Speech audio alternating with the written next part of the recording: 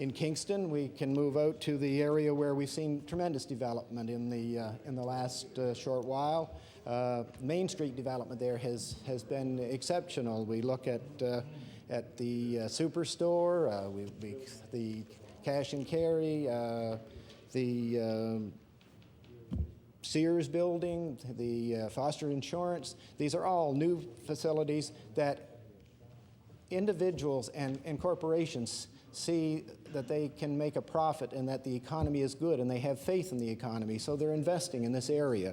And we see that area developing more all the time. We haven't seen that kind of development in the Kingston area in 50 years probably, so it's an encouragement. We also have other industries there. O.H. Armstrong continues to be a major employer.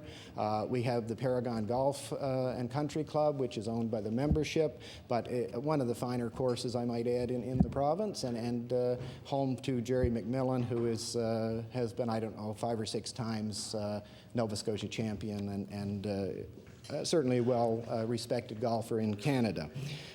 We have in that area as well Stephen Avery, who has started from a small farm family, has built several of the Avery markets, and you can go right through Nova Scotia, mainland Nova Scotia at least. I can hardly keep up with what Stephen's doing. He has 2 here in the metro area, and we also, I think he just opened another one in Wolfville. So these are people that are employing people. These are people that have confidence in what's going on in our economy.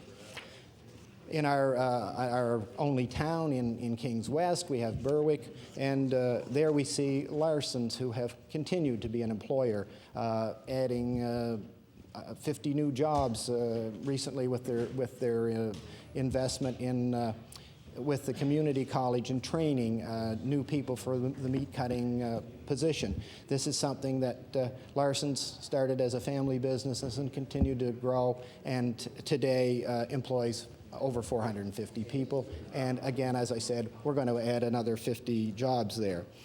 We also have the new golf course, the Berwick Heights, that now under new management, and we expect that it will be a very successful tourist attraction, as well as the locals will be using it. Grandview Manor, certainly one of the more higher regarded and in great demand to take people in, has a development going with 30 new residents being completed there for the spring, and it's a model for Canada, one of the more up-to-date. Mr. Speaker, I was pleased last week to be able to be in Kentville for the King's Tech announcement.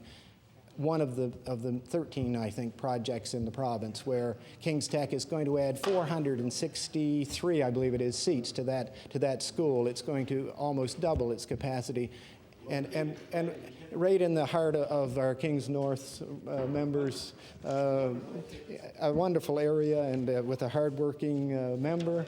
So it's just important that we see that this government sees the advantage in education and what it does to society, and how it will help people out of their maybe levels where they can break the community service problems that may have been in their families for years. We see opportunity there, and these people are taking advantage of that. They want a hand up, and this government is giving it to them, Mr. Speaker.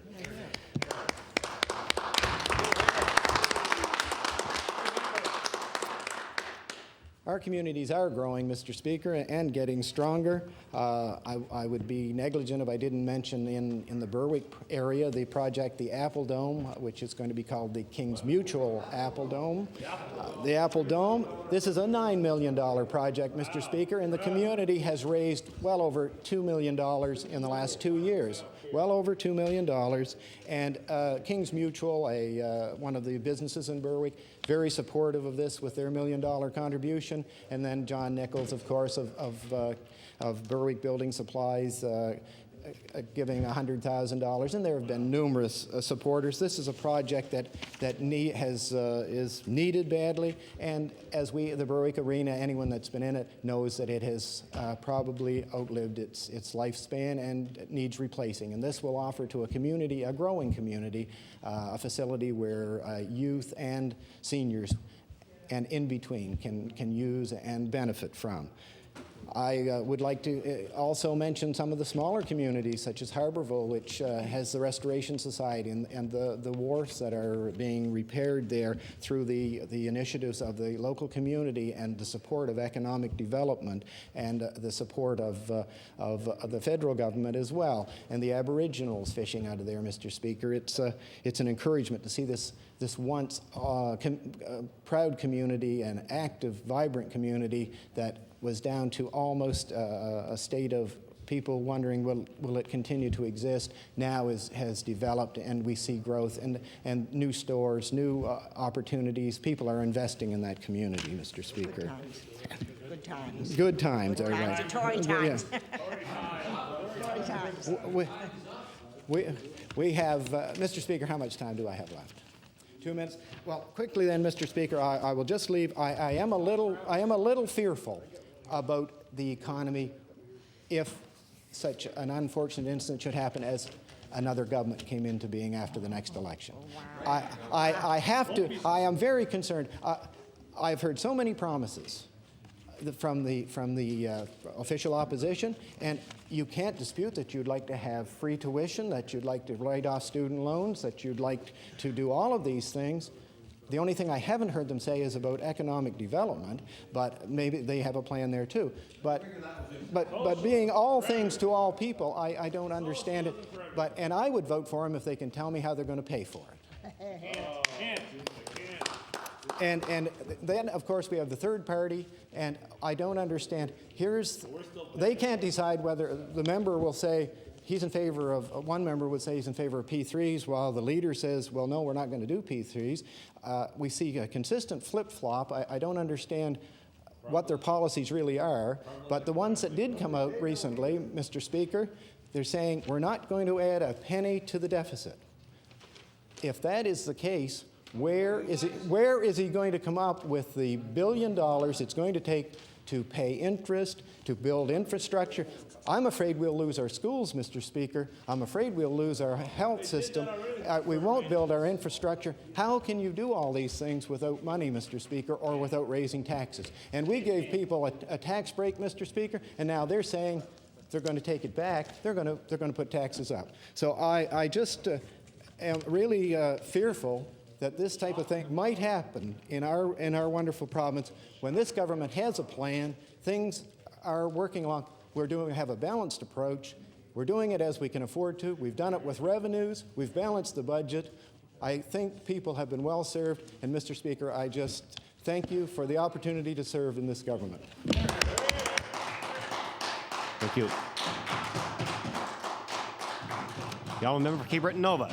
Mr. Speaker, I notice my honourable friend from East Hants is not rising to the occasion, so I shall. Now, Mr. Speaker, we've just heard an interesting dissertation, I think the bottom line of which was that the Liberal Party was against money. An interesting conclusion. I'm surprised that the honourable member hasn't heard of the fact that recently the Honourable David Charles Dingwall, PC, QC, LLD, was made Master and President of the Royal Canadian Mint. Yet notwithstanding, he says that we are against money. Well, I'm not going to get too far down that path, Mr. Speaker. But they might, if they were to observe things a little more closely, note the interrelation and indeed the common interest that the Liberal Party has with positive public financing, as evidenced by the prudent fiscal management given by the federal government in Ottawa, as compared with this government that plunges ever deeper into debt, yet says they have balanced the budget. It reminds me of a scene in the movie Lawrence of Arabia, where one of the two young fellows that tagged around with Lawrence got into the quicksand. And Lawrence attempted to rescue him, but couldn't, and he was swallowed up. But if that young fellow had been a Tory, even as he was being swallowed up, he'd say, we've balanced the budget, we've solved our problems, all is well, vote for us. And then he would be sucked under. No, Mr. Speaker, I think our government has a good historic record I defend the McClellan government in this House. I do, because I thought it was a good government. But there comes a point as we advance through time that we can't always be hung up on the past. It would be rather ludicrous to stand up here and defend the Hicks government, although I knew Henry Hicks. I don't hear the Tories crowing too loud these days about Robert Stanfield, although his economic achievements in those times were of some note. But they're now living in the present time. They're saying, well, we're doing a good job. We deserve to be reelected, not those guys that were running back in 1963. But right now, they're trying to make the case they've done a good job. And they know that the case that they're trying to sell is not very saleable. That's why they're sensitive and defensive. And they need these types of resolutions saying, be it resolved that members of the House recognize the tremendous economic activity now happening.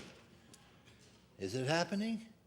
Not where I come from, Mr. Speaker. They want to focus the debate down to one county where they say is a model. All should be like it is in Kings County.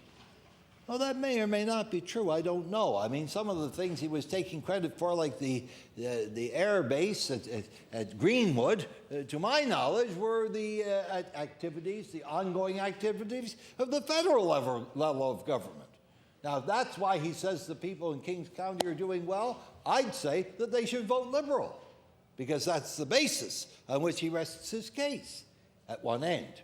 Then he mentions other activities and things that are doing well, and I'm pleased to hear of that. I don't wish anyone harm or ill fortune, but I would say that, in my view, in my humble opinion, I would think that any economic activity that is underway down in Kings County right now is perhaps more due to the federal government than the provincial, and that in any case, the people there are hardworking and do well, whatever party would be in power.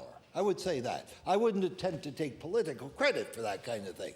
I think that what you can safely blame a government for is where the economy is not doing well. Now, I come from Cape Breton. Is the economy where I come from doing well? No, Mr. Speaker, it isn't. In fact, it's doing so poorly that the Tory party have written off 4 ridings even as we go into this election. Those 4 ridings being South, Nova, Centre, and Glace Bay. In those 4 ridings, the Tories know they're going to lose their deposit. They don't worry about that too much because it's only $400 altogether that they're going to lose. But they cannot get up past the 15% of the vote level because the people down there think they have done so poorly. Now, it may be only 4 seats. You need more than 50. You need more than 26 to have a majority government in this House. So 4 seats aren't going to pull them under. But, you know, when any government in power is that weak, in a significant part of Nova Scotia, because of their own record, because of their having kept their own promises about closing the Sydney steel plant, shutting everything down so that the people could all be unemployed, you know, and then they could bring in the call centers and say, well, you can work down here at the call center for $5 an hour. You know, that's a reasonable substitute in their way of thinking to what was before. It doesn't wash at the polls, Mr. Speaker, and that's why they're writing those 4 ridings off, and probably several others around them, like, say, for example, in Cape Breton West, where I know the Tory candidate probably will not lose his or her deposit. Probably just barely save it by about 200. Well, that's the effects of their policies. That's where they pay at the polls. I have here a report from Nova Scotia Business Inc., which is an organization that I believe is representative of the government's economic development policy in general, and they boast of the activities that they've undertaken. They've provided business financing of over $15 million, and then they provide a list of where all that money has gone. And I look over the list and I find that in Cape Breton Island as a whole, one business received assistance, Laurie's Motel at Cheticamp. And Laurie's Motel got working capital loans of $45,000 out of $15 million. And that's all there was for the island. $45,000 out of $15 million. Is that, you know, is that reasonable? Is that representative? Does that represent a fair share? Does that represent an equal wealth for all? No. they have a deliberate economic policy of restricting economic development to the areas that support the Tory party, I suggest. You know, and if that's not so, let them dispute the fact that most of the businesses shown on this list, including the one on Cape Breton Island, were in Tory-held ridings. Now, I don't think I have too many more minutes left to start developing this theme. I can only say the theme and then sit down, I suppose. How many minutes I got left? 2? 1? 2. All right. All right. Well, 2 minutes is not a long time, Mr. Speaker, and I know the honourable member for Hants West wants to add his contribution to the debate.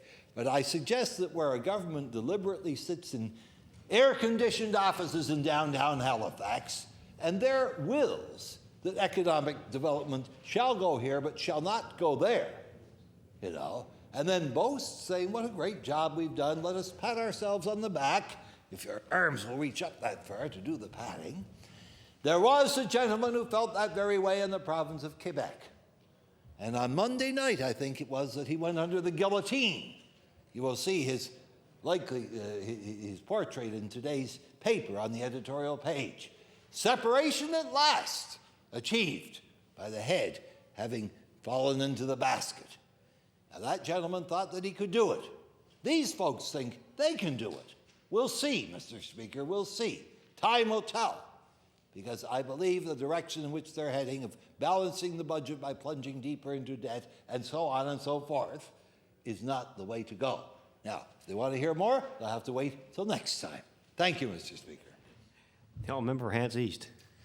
Thank you, Mr. Speaker, and the honourable member from Cape Breton Nova was partially right. I didn't rise to the occasion when I had an opportunity to cut him off at the pass and speak second. I wanted to hear what he had.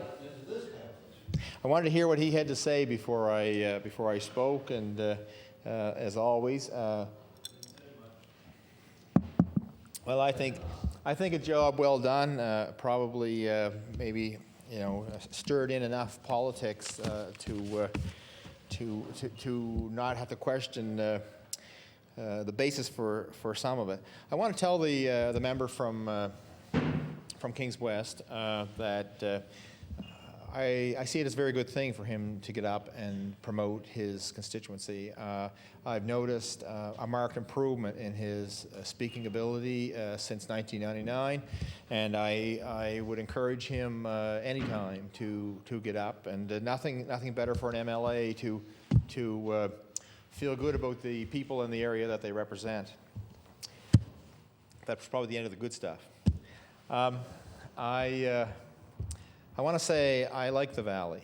I like Kings County very much, and if it wasn't for the fact that I have deep roots on a small farm in Hants County, if I was to think of where else would I want to live, the Valley would be one of those places I would think about.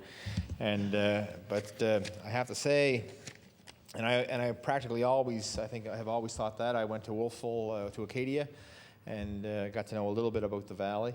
But there is a section of Hants East along the Minas Basin on the shore area that is actually very nice as well.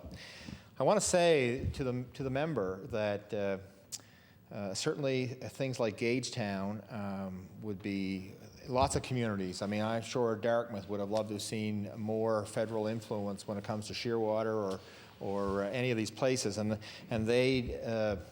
Armed Forces bases definitely supply a lot of revenue to communities and help as part of that engine that drives those communities. And so I would want to say that I certainly hope that the provincial government isn't trying to take credit in that regard. But there is something that the government can do, and Kings County is one of 3 areas in this country which has the highest agricultural receipts. I think the Fraser Valley in British Columbia, the Niagara Peninsula, and Kings County, Nova Scotia is the third, or is one of those 3. And if all members of this assembly were to think about what the impact of that means, because here's, my honorable colleague from Cape Breton, I want him to listen to this as well. because I see Kings County as an excellent example of what can be done in terms of community economic development for this province with an economy that's not connected per se to Halifax. Now, Kings County is close enough that there are people who commute, and he should really think about what the impact is going to be when they twin that highway and people can get to Halifax quicker, and whether or not it'll actually become a much greater bedroom community than it is now, and all the issues that we have around land use there with urban versus agricultural conflict is just going to be turned up a notch, I think, after that happens. But and because the valley has a nice climate and so on, it would attract people. I think there would be people who would be very pleased to be able to live there, not just retire there. So, but this economy is, I think, an interesting one in the sense that it is driven by agriculture. I think as much as people, even I've heard people there say, oh no, we're a very diversified economy, it's not just agriculture. Well, they're right, it's not just agriculture in Kings County. It is a diversified economy, but a lot of the diversification of that economy is based on the fact that there is wealth generated in agriculture that is sustainable and renewable, and because you have people generating money, then it attracts investment. And it attracts people, and you can keep your young families there. By keeping young families there, you can keep your schools open, you can attract teachers, those salaries go into your economy, you can attract doctors for a lot of reasons, but why would a doctor go anywhere if there's not appropriate educational facilities? If they were a young doctor, they wouldn't raise their children in the valley if there were no schools or poor quality schools. So all of these things are connected. Once you have a basis for wealth, then people need services, whether it's insurance or health care or whatever, and whatever facilities you can create in that regard, those salaries go into the economy. People require goods and services. And if the honorable member from Kings West, he mentioned right off the top of his head 3 businesses in that area. It was Larson's Packers, O.H. Armstrong, and Avery Markets. Now these first 3 that he mentioned are agricultural related, and they are doing what we all say industry should be doing, and that's adding value to the products that are created there or generated there so that they actually can get more wealth from that, or more dollars from those commodities.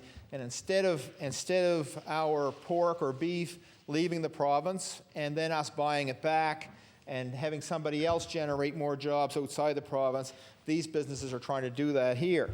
Although I think in terms of beef production in this province, we import 86% of our beef. We only produce 14%. It's been given a value of about $80 million, and this is an area that actually I feel that the government has failed. I think they made an attack on rural Nova Scotia when they destroyed the production technology branch. And I think that if that member realizes the value of agriculture in his community, then certainly his government didn't. And I think the attack on agriculture could have a lasting effect on Kings County. Turkey production in this province is supply managed. I would say most of the turkey farms here are in Kings County, certainly in the valley, and there's 40% of turkeys consumed in this province come from outside the province. And I can't figure that out for a supply managed commodity, because certainly 40% of our milk doesn't come in, 40% of our eggs don't come in, but certainly in terms of turkey, it does. And Mr. Speaker, I'm going to refer to Nova Scotia agricultural statistics, and I'll have the page, make some copies so I can table them. But anyway, number of agricultural holdings in Nova Scotia. In 1981, it was 228, and in 2001, it was 256. So actually very, very small increase in the number of, or actually I'm referring to the size of the farms.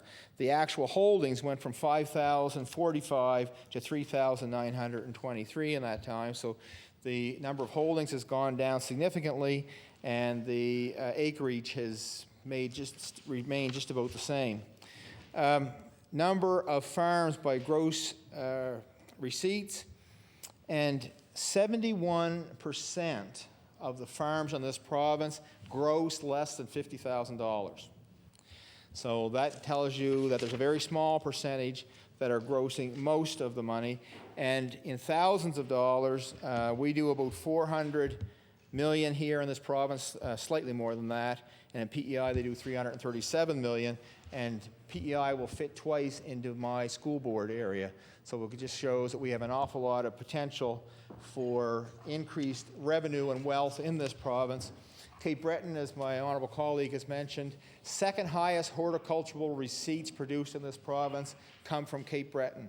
And people have no idea of the potential for agriculture in Cape Breton. So I want to say that there's a lot this government could do in terms of economic development, and they could do it in agriculture because these people are committed, and there's been no commitment from the government toward that sector. With those comments, Mr. Speaker, I'll take my seat. Thank you. Thank you. I'd like to thank the honourable members for taking part in this very important debate this evening. We're adjourned until 9 a.m.